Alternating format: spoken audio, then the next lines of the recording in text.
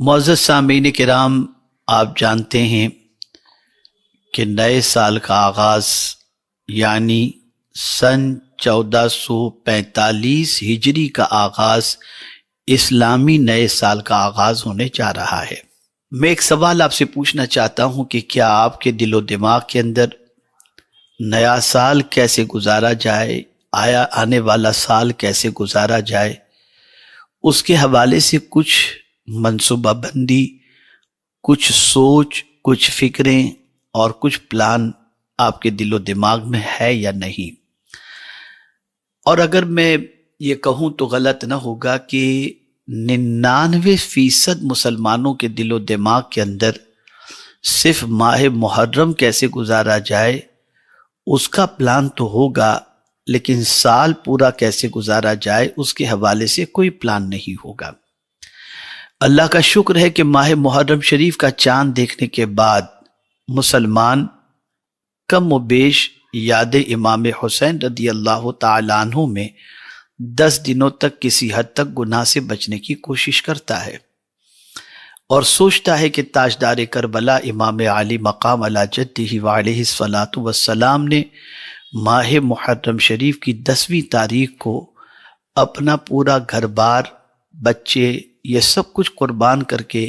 دین اسلام کی آبیاری فرمائی اور دین اسلام ہم تک پہنچایا۔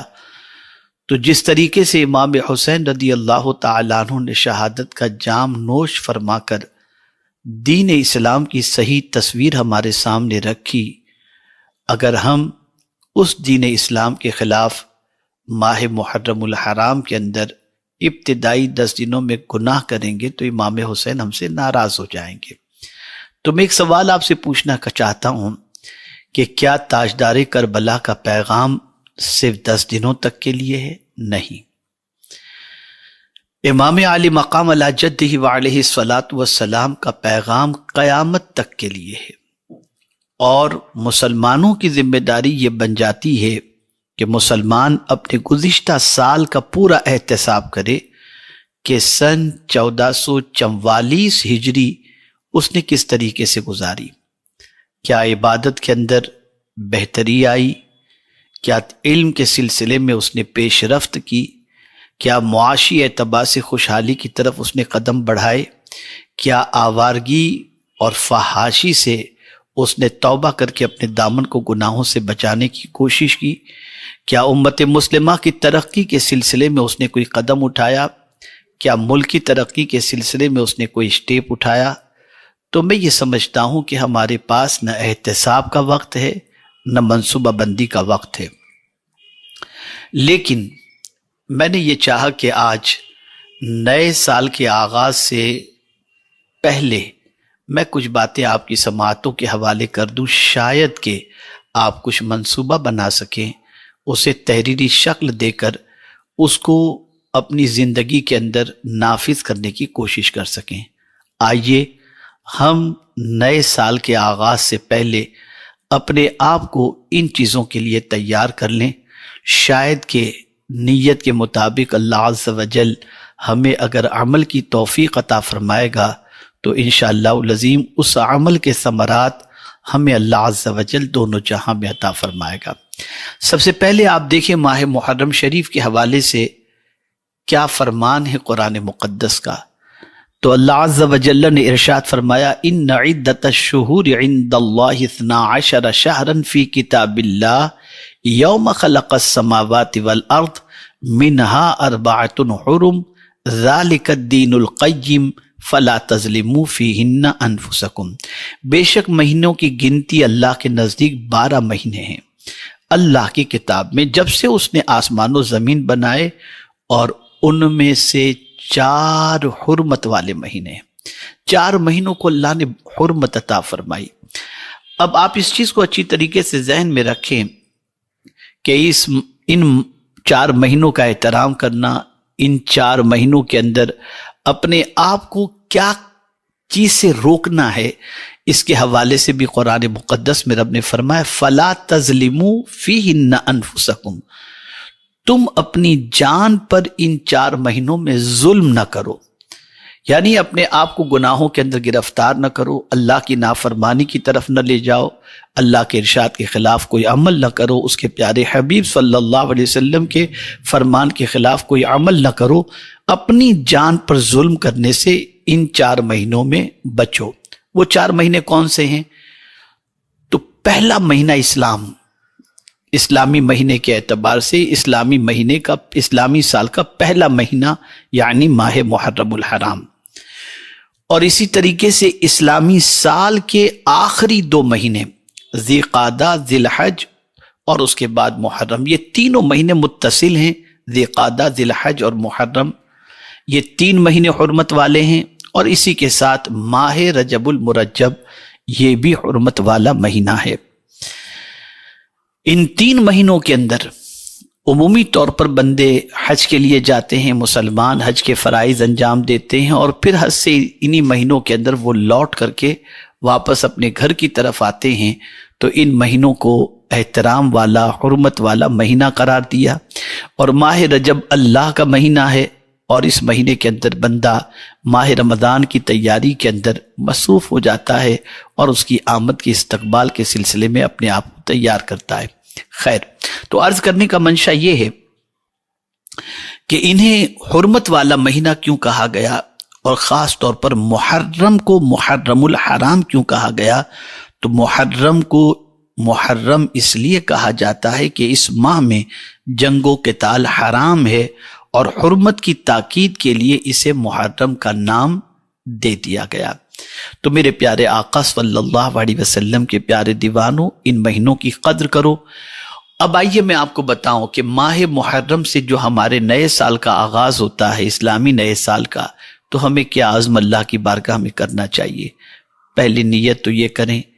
کہ اے میرے پروردگار، تیرے پیارے حبیب صلی اللہ علیہ وسلم کے صدقہ و طفیل مجھے ان ماہ مبارک ہی میں نہیں، پوری زندگی گناہوں سے بچنے کی توفیق عطا فرما، میں اپنے دامن کو گناہوں سے بچا سکوں،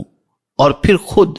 اپنے آپ کے دل میں یہ پختہ ارادہ بھی کریں کہ صرف زبان سے آپ اللہ کی بارگاہ میں دعا نہ کریں گے، بلکہ پوری جد و جہد کے ساتھ اپنے آپ کو گناہ سے بچانے کی کوشش کریں گے، جیسا کہ رب نے فرمایا فَلَا تَظْلِمُوا فِيهِنَّ أَنفُسَكُمْ۔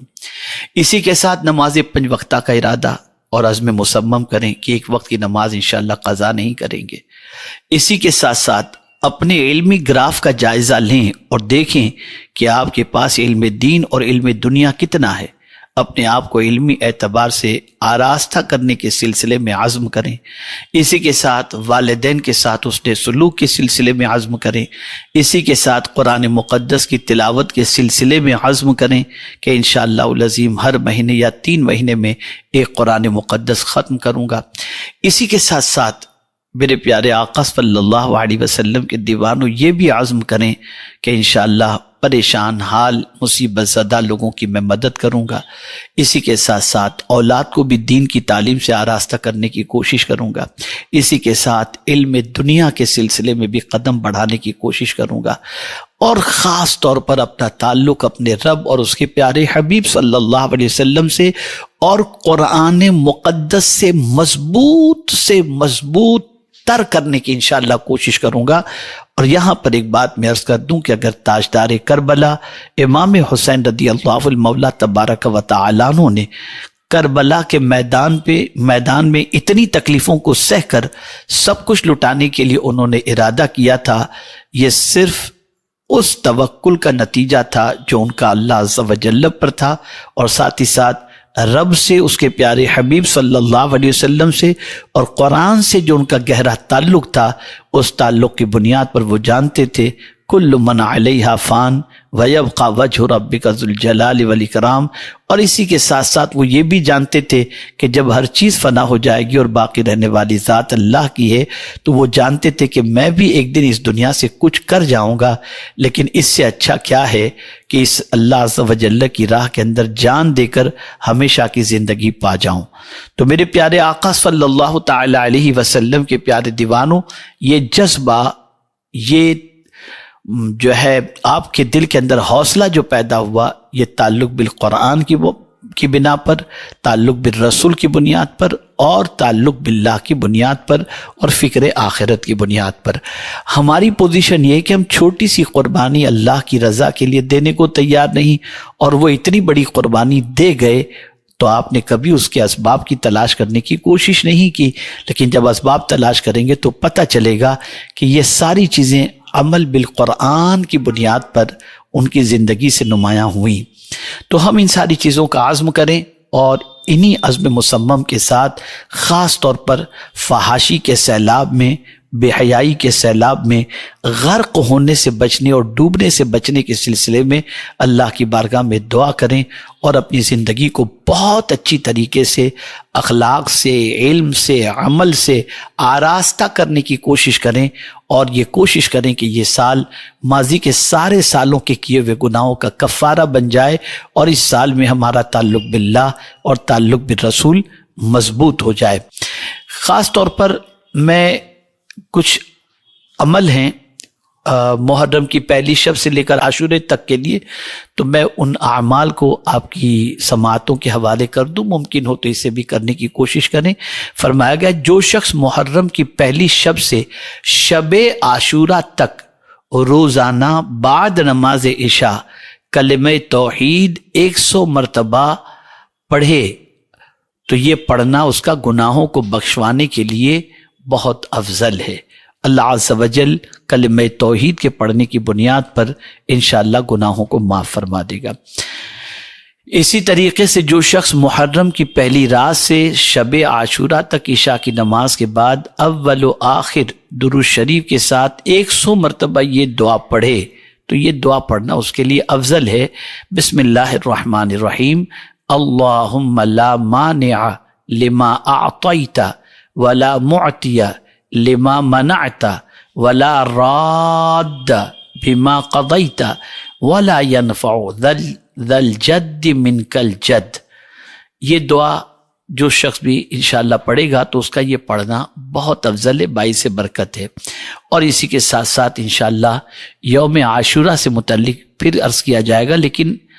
جو ہے وہ ایک عمل بتا دوں، یوم عاشورہ کو کسی وقت باوضو ہو کر 70 ٹائمز 70 مرتبہ حسبی اللہ و نعم الوکیل پڑھے، انشاءاللہ اس کی برکتیں آپ کو اللہ عز و جل دونوں جہاں میں عطا فرمائے گا۔ معزز سامعین کرام، یہ مختصر سا پیغام آپ کی سماعتوں کے حوالے میں نے کیا۔ میں امید کرتا ہوں کہ اللہ کی بارگاہ میں توبہ استغفار کر کے اللہ کو راضی کرنے کی ہم سب کوشش کریں گے، اور عزم کریں گے کہ آنے والا سال ہمیں دامن کو گناہوں سے بچانے کے ساتھ ساتھ اللہ کی بندگی کی توفیق کے ساتھ ساتھ اللہ سے تعلق، اس کے رسول صلی اللہ علیہ وسلم سے تعلق، اور اسی کے ساتھ قرآن مقدس سے تعلق اور صحابہ اور اہل بیت کی محبت ہمارے دلوں میں ضرور پیدا فرمائے، اور ہم اپنی زندگی کو جس طریقے سے دعا کرتے ہیں اہدنا الصراط المستقیم صراط الذین انعمت علیہم، اور پھر انعم اللہ علیہم من النبیین والصدیقین والشہداء والصالحین، یہ جو انعام یافتہ بندے ہیں ان کے راستے پر چلانے کی کوشش کریں گے، اور جس طرح سے ہم پڑھتے ہیں غیر المغضوب علیہم ولا الضالین، تو ہم ان لوگوں کے راستوں پر چلنے سے پرہیز کریں گے جن پر اللہ نے غضب نازل فرمایا اور جو گمراہ ہوئے۔ اللہ کرے کہ ہماری زندگی قانون الہی اور قانون رسول صلی اللہ علیہ وسلم کے سانچے میں ڈل جائے، اور ہم اپنے رب کی بندگی کر کے اسے راضی کرنے کی کوشش کریں۔